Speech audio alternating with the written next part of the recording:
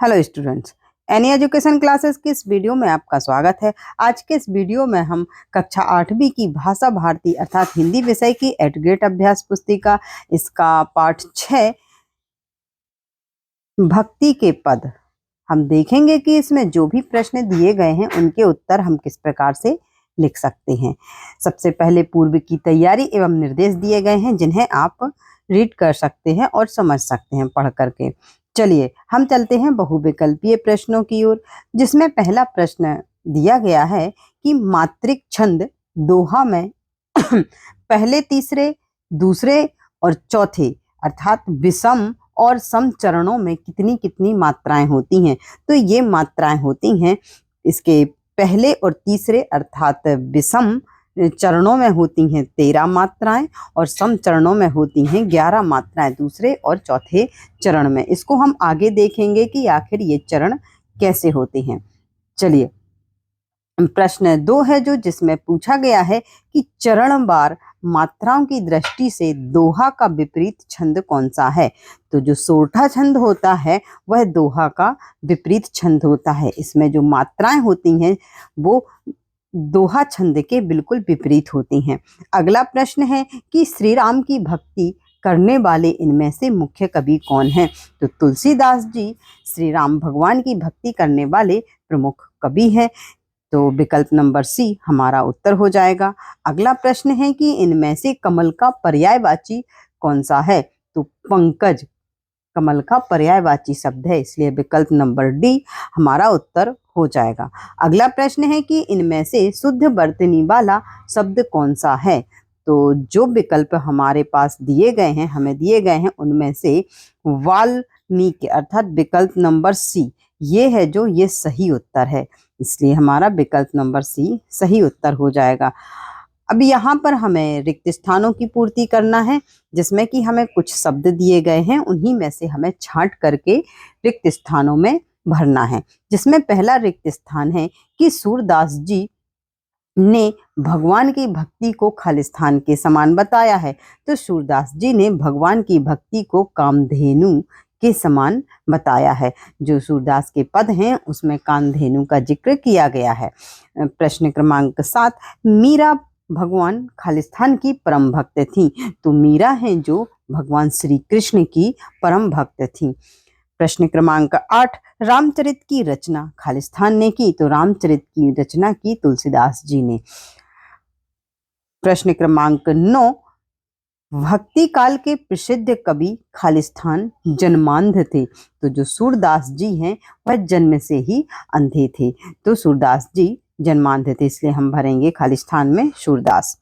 अगला प्रश्न है कि प्यासो का मानक रूप है। तो प्यासो का मानक रूप हो जाएगा प्यासा, सही शब्द अर्थात क्या हो जाएगा प्यासा मानक रूप। चलिए अब हम आएंगे प्रश्न अति लघु उत्तरीय प्रश्नों पर, जिसमें कि प्रश्न क्रमांक 11 जिसमें कि पूछा गया है कि अधम का उद्धारक किसे कहा गया है।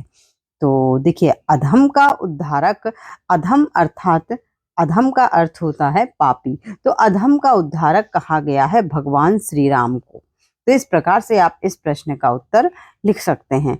चलिए अब हम देखेंगे अगला प्रश्न, जिसमें पूछा गया है कि प्रभु जी तुम घन वन हम मोरा।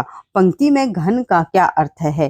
तो इन पंक्तियों में घन का अर्थ बादल से है। किससे है? बादल से। चलिए अगला प्रश्न है जिसमें पूछा गया है कि गिरधर नागर किसे कहा गया है। तो गिरधर नागर भगवान श्री कृष्ण को कहा गया है। अगला प्रश्न है कि मात्राओं की गणना कर बताइए यह कौन सा छंद है। तो देखिए इसमें जो ये हमारे पास छंद है इसमें 4 चरण होते हैं। जैसे कि ये यहां से यहां तक ये हो गया हमारा एक चरण पहला, फिर यहां से शुरू होगा हमारा दूसरा चरण और यहां से यहां तक ये हो जाएगा हमारा तीसरा चरण और इसके बाद ये हो जाएगा चौथा चरण। तो इसमें हमारा ये पहला, दूसरा, तीसरा और चौथा चरण। तो पहला और तीसरा कहलाएंगे हमारे विषम चरण और दूसरा और चौथा कहलाएंगे सम चरण। ठीक है, तो इस प्रकार से इसमें जो मात्राओं की गणना की जाती है इस प्रकार से की जाती है। जैसे फूलहीं, यदि मात्रा बड़े ऊ की या बड़ी ई की मात्रा होती है तो उस मात्रा को हम 2 मात्राएं काउंट करते हैं और इसको एस बना देते हैं, एस प्रकार का। तो ये 2 मात्राएं हो जाएंगी। और जैसे ला, इसमें कोई भी मात्रा नहीं है तो उसको एक, या छोटी एक ही मात्रा लगी हुई है कोई, या छोटे ऊ की, तो उसको एक ही मात्रा काउंट करेंगे। तो इस प्रकार से आप इन मात्राओं की गणना कर सकते हैं और इस आधार पर हमें जो छंद मिलेगा वह कौन सा मिलेगा, सोरठा। क्योंकि इसके देखिए पहले और तीसरे चरण में इसमें 11-11 मात्राएं और दूसरे और चौथे चरण में मात्राएं होंगी जो वो 13-13। तो इस प्रकार से आप मात्राओं की गणना कर सकते हैं। यहाँ से लघुत्तरीय प्रश्नों की शुरुआत होती है, जिसमें पहला प्रश्न है कि रैदास जी की भक्ति किस भाव की है, उदाहरण देकर लिखिए। तो रैदास जी की भक्ति दास भाव की है। ये अपने आप को दास और अपने जो भगवान हैं उनको स्वामी कहते हैं। इस प्रकार से रैदास जी की भक्ति किस भाव की है, दास भाव की। उन्होंने अपने पदों में लिखा है कि प्रभु जी तुम स्वामी हम दासा, ऐसी भक्ति करे रैदासा। चलिए अगला प्रश्न है कि जिस प्रकार सूरदास जी ने मन की तुलना जहाज के पंछी से की है, उसी प्रकार आप मन की तुलना किससे करना चाहेंगे और क्यों। तो देखिए सूरदास जी ने कहा है कि जिस प्रकार समुद्री जहाज का पंछी है जो वापस जहाज पर ही आ जाता है क्योंकि उसे समुद्र में और कोई अन्य ठिकाना नहीं मिलता है, उसी प्रकार मेरा मन भगवान राम की भक्ति में लौट आता है। ऐसा सूरदास जी कहते हैं। और इसी प्रकार मैं भी अपने मन की तुलना समुद्री जहाज के पंछी से ही करना चाहूँगा। जिस प्रकार समुद्री जहाज का पंछी अंत में जहाज पर लौट कर के आ जाता है, इसी प्रकार हम भी हैं कि हम दुनिया में कहीं भी घूम लें, अंत में अपने माता पिता के साथ अपने घर में ही अच्छा लगता है और हमारा मन भी वहीं लगता है। ठीक है, तो इस प्रकार से आप इस प्रश्न का उत्तर लिख सकते हैं। आप अपने मन की तुलना के लिए कोई अन्य उदाहरण भी दे सकते हैं। चलिए अगला प्रश्न है कि अहिल्या का उद्धार कैसे हुआ। तो देखिए अहिल्या हैं जो वो गौतम ऋषि की पत्नी थी और श्राप के कारण ये पाषाण अर्थात पत्थर बनी हुई थी। उनका उद्धार भगवान श्री राम के चरण स्पर्श से ही हुआ। जैसे ही भगवान श्री राम के चरण स्पर्श हुए और अहिल्या पाषाण से इंसान में बदल गई, इस प्रकार से उनका उद्धार हुआ। चलिए अब हम देखेंगे अगला प्रश्न, प्रश्न क्रमांक 18। खर्चे नहीं कोई चोर न लेबे, दिन दिन बढ़त सबायो। इस पद में आए तद्भव शब्दों के स्थान पर तत्सम रूप लिखते हुए पंक्ति का अर्थ बताना है। तो देखिए इसका अर्थ हम इस प्रकार से लिख सकते हैं कि मीराबाई इन पंक्तियों में कहती हैं कि मैंने जिस भक्ति रूपी धन को पा लिया है, कमाया है, वह कभी खर्च नहीं होता है। उसे कोई चुरा नहीं सकता, कोई चोर ले नहीं सकता, यह तो दिन प्रतिदिन बढ़ता ही जाता है। तो इस प्रकार से आप इन पंक्तियों का अर्थ स्पष्ट कर सकते हैं। दीर्घ उत्तरीय प्रश्नों में प्रश्न क्रमांक 19, रैदास को किसके नाम की रट लगी है और वे इस आदत को क्यों नहीं छोड़ पा रहे हैं। तो रैदास जी को राम नाम की रट लगी है। वे इस रट को नहीं छोड़ पा रहे हैं क्योंकि वे कहते हैं कि प्रभु यदि आप चंदन हो तो मैं पानी हूँ, आप बादल हो तो मैं मोर हूँ, आप दीपक मैं बाती हूँ, आप मोती हो तो मैं धागा हूँ, आप स्वामी मैं आपका दास हूँ। इस प्रकार रैदास जी कहते हैं। रैदास जी ने अपना जो संबंध है प्रभु जी के साथ बताया है, जिसमें अकेले का कोई अस्तित्व नहीं है और प्रभु उनके अंग अंग में समाहित हैं, जिन्हें कहीं किसी भी प्रकार से अलग नहीं किया जा सकता है। और जो रैदास हैं भगवान की रट को छोड़ भी नहीं पा रहे हैं।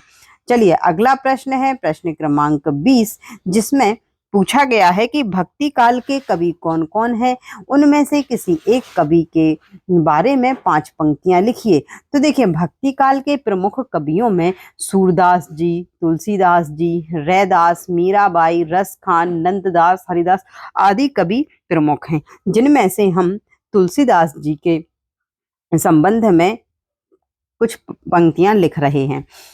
आप इनमें से अन्य जो कवि हैं उनके संबंध में भी लिख सकते हैं।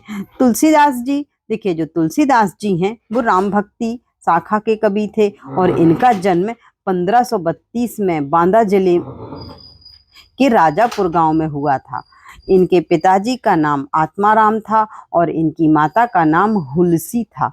इनके, ये हुलसी ही है, तुलसी नहीं है, क्या है, इनकी माता का नाम हुलसी था। इनके गुरु का नाम था नरहरिदास। गुरु की कृपा से इन्हें भक्ति मार्ग मिला।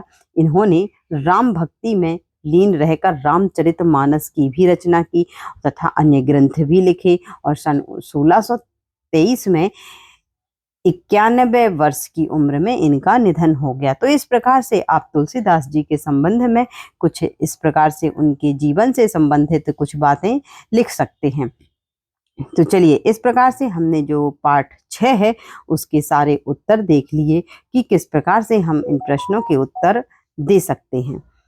यदि आपको वीडियो पसंद आया हो तो वीडियो लाइक अवश्य करें और चैनल को सब्सक्राइब कर लें ताकि आने वाले वीडियो का नोटिफिकेशन आपको मिल सके। तो चलिए, अब हम मिलते हैं अपने अगले वीडियो में। खुश रहिए, मस्त रहिए, पढ़ाई को करते रहिए। जय हिंद, जय भारत।